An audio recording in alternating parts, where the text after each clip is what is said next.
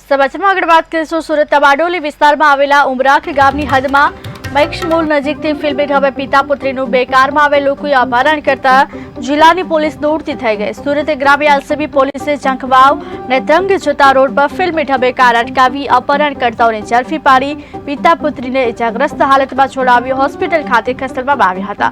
Police પૂછપરછમાં આરોપીઓ બીજા કોઈ નહીં પરંતુ પોતાની દીકરીએ પ્રેમ લગ્ન કરતા અને રીસમાં પિતા પુત્રીનું અપહરણ કરી તેમની દીકરીને છૂટાછેડા આપી દેવા દબાણ કરી મારઝૂડ કરી હતી। જોકે પોલીસે 4 લોકો સામે ગુનો દાખલ કરી તેને જેલ ભેગા કરી દીધા હતા। 15મી ઓગસ્ટના દિવસે અમે ઝંડો ફરકાવવા ગયેલા સવારે 10 સાડા 10 ઝંડો ફરકાવ્યા બાદ ઘરે ગયા અને ઘરથી ટ્રોમા સેન્ટરના બાજુમાં મેક્સ શોરૂમમાં કપડાં લેવા માટે બાબેન કપડાં લેવા માટે ડિસ્કાઉન્ટના હિસાબે ગયેલા હતા। ત્યાંથી રિટર્ન થતા